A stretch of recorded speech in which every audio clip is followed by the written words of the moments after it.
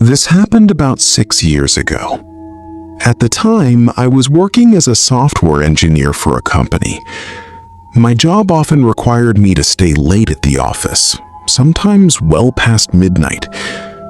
I had gotten used to working late. The empty office, the quiet hallways, and the sound of the air conditioning running long after everyone else had gone home had all become familiar to me, but I always hated the ride home afterward. That night, I had been working on a project that was taking much longer than expected. I kept telling myself I would leave in a few minutes, but every time I checked the clock, another hour seemed to have passed. Finally, I shut down my computer and looked at the time. It was already midnight. The entire office building was practically empty. I grabbed my bag, turned off the lights, and walked outside. The moment I stepped out of the building, I noticed how quiet the street was. There were no cars, no pedestrians, and almost no sound at all. I stood near the curb, waiting for a ride. A few minutes later, I saw an auto rickshaw coming toward me in the distance. I raised my hand, and the driver pulled over. I climbed in and told him where I was going. Then we started moving. For the first few minutes, neither of us said anything. The only sounds were the small engine and the wheels rolling over the pavement. After a while, I decided to make conversation. I asked, "Do you usually work this late?" He didn't answer right away. After a few seconds, he said, "No, I usually head home much earlier. I was just running late tonight." There was something strange about the way he said it, almost as if he felt the need to explain why he was still out at that hour. I didn't think much of it. I asked him his name, and then he asked me mine. I told him, Jack. He smiled slightly and said, "That's a nice name." For a while, we talked about random things. Nothing seemed unusual. The road was mostly empty, and the darkness around us seemed to stretch endlessly. Then, without warning, the driver asked me a question. "Have you ever seen a ghost?" I thought I had misheard him. I looked toward the back of his head and asked, "What?" He repeated himself. "Have you ever seen a ghost?" I felt a strange chill run through me. It was after midnight. We were traveling down an almost completely deserted road, and a complete stranger had suddenly started talking about ghosts. I tried to laugh it off and asked, "Why are you asking me that?" For a moment, he didn't say anything. Then he said, "Because I have." The smile disappeared from my face. I asked, "Where?" He kept his eyes on the road. I looked out at the darkness surrounding us.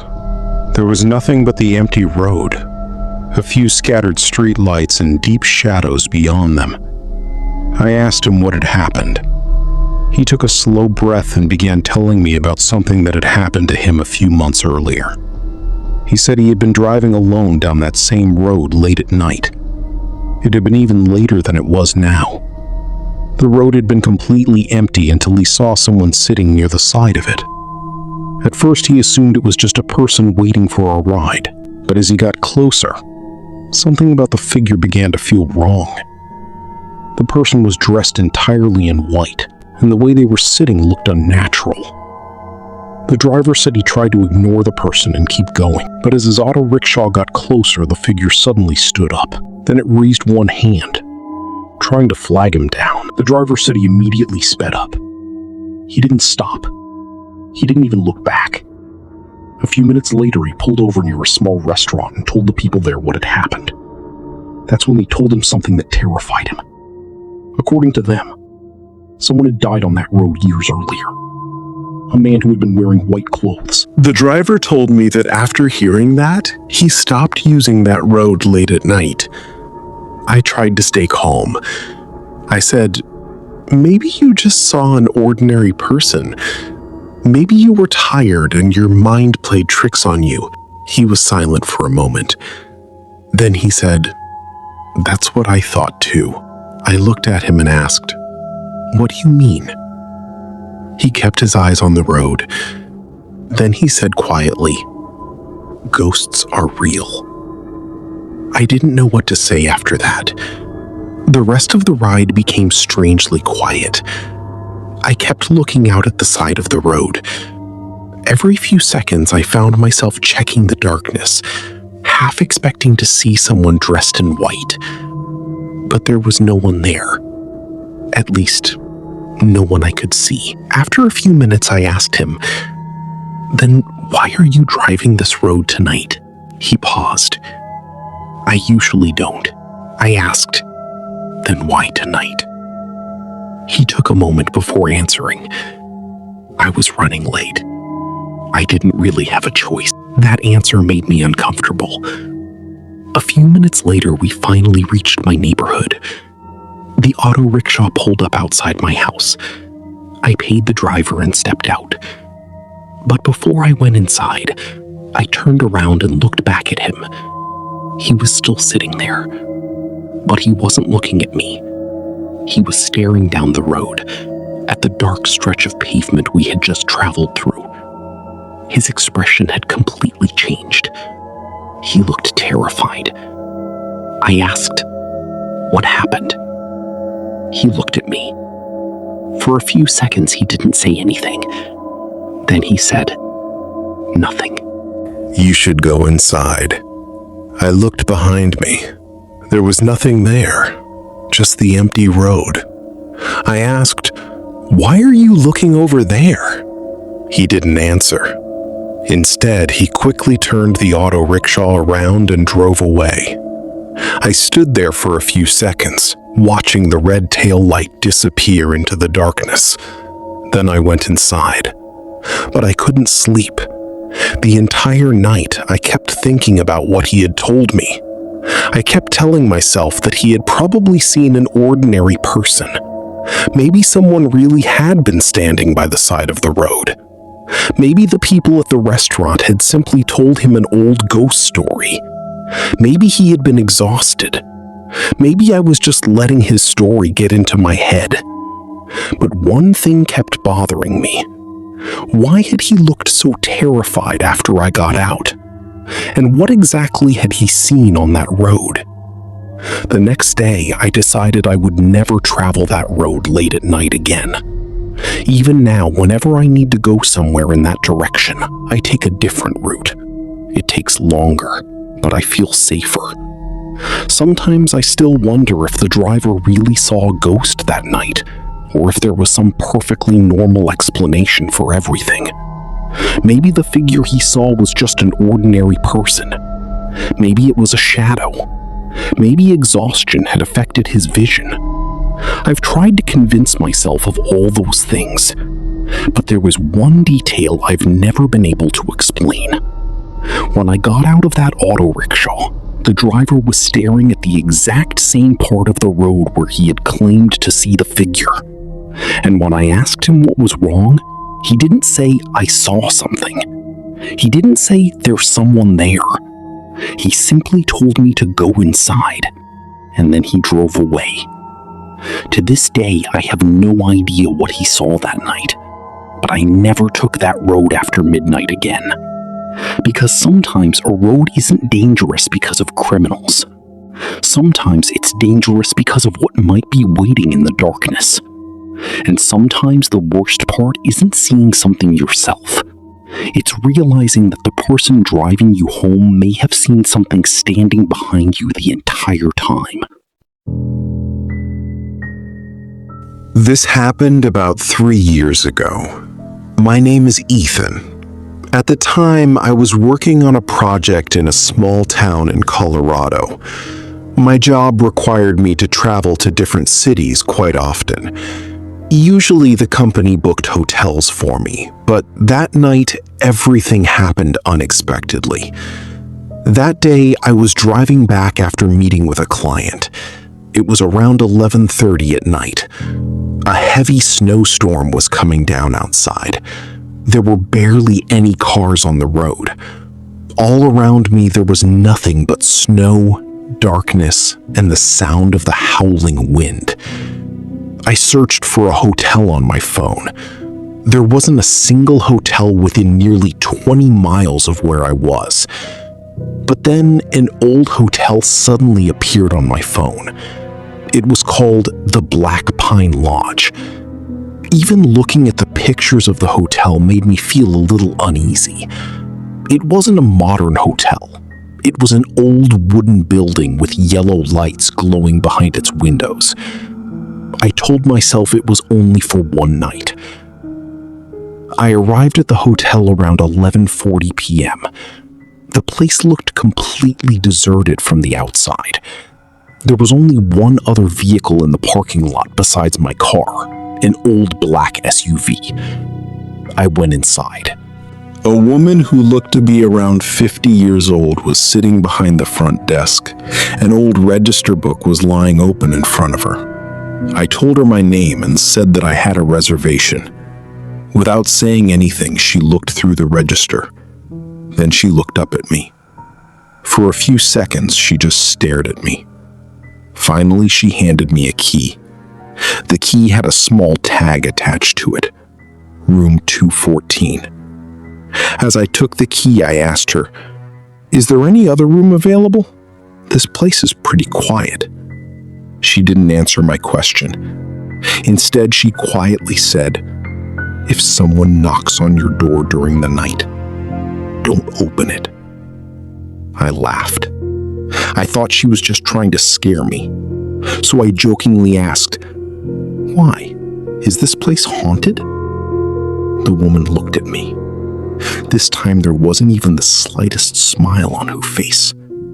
She simply said, "Even if someone calls you by your name, don't open the door." At the time, I thought her warning was strange, but I didn't pay much attention to it. I picked up my bags and went upstairs to the second floor. Room 214 was located at the very end of the hallway. The hallway was extremely long. The lights kept flickering on and off. When I reached my room, I felt something strange for the first time. The room directly across from 214 was wide open. It was completely dark inside. I assumed there was no one staying there.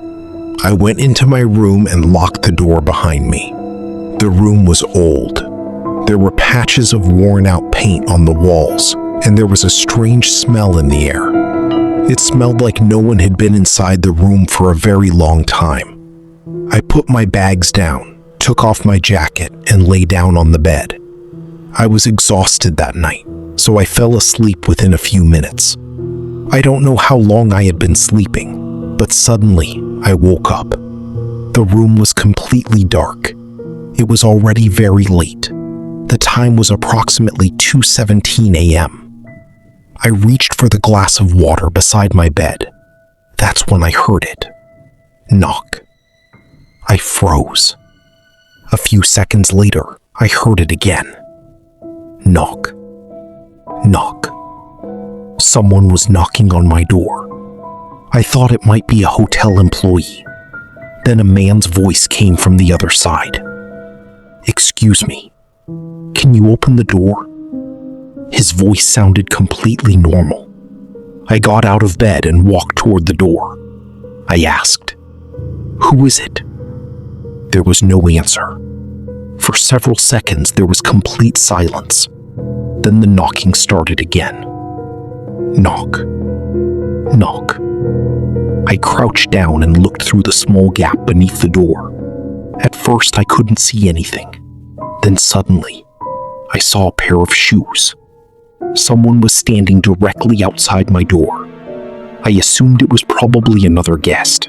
But then I noticed something. The person wasn't moving at all. Not for 1 minute. Not for 2 minutes. They were just standing there, completely still. Then I heard the voice again. Ethan. It felt like an electric shock went through my entire body. He had said my name. I hadn't told anyone at the hotel my name. I immediately backed away from the door and grabbed my phone. I called the front desk. The phone rang. Once, twice, 3 times. But no one answered.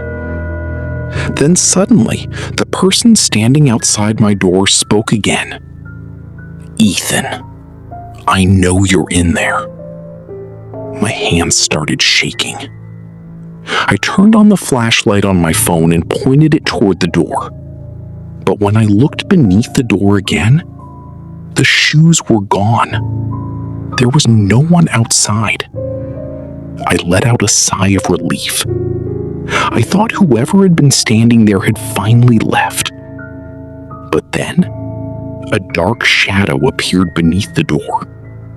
It looked like someone was standing directly on the other side. But there were no feet, no legs, just a dark shadow. I slowly started backing away. And then, all the lights in my room suddenly went out. I immediately turned on my phone's flashlight. At that exact moment, a notification appeared on my phone. It was from the motion sensor outside my room. Motion detected outside room 214. I opened my camera and pointed my phone toward the door.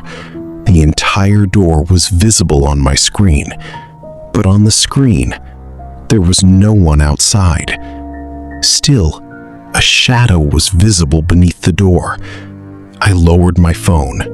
The shadow was still there. I looked at the screen again. The shadow was still there. I slowly began moving farther away from the door. That's when I heard a very quiet voice behind me. "Don't open the door." I stopped breathing. Slowly, I turned around. A little girl was standing in the corner of the room. She looked about 8 or 9 years old. She was wearing an old white dress. Her hair was hanging down over her face. I had never seen her enter the room. I asked nervously, "Who are you?" The girl didn't look at me. She kept staring at the door. Then, in a very quiet voice, she said, "He comes every night." I asked, "Who?" Slowly, she raised her head. Then she pointed toward the door. At that exact moment, someone slammed their fist against the door so hard that I jumped backward. Bang! Then again, bang! The entire door shook. The same voice came from the other side. "Ethan." But this time, the voice sounded completely different. There was nothing human in it. Then it said, "Why did you let her in?" My eyes slowly moved toward the girl. But the girl was gone. She had completely disappeared. I searched the entire room, the bathroom, under the bed, inside the closet. She was nowhere. I somehow managed to get through the rest of the night. As soon as morning came, I grabbed my things and left that place. After that day, I never went back to that hotel. Even today, whenever I think about what happened that night, I still get terrified.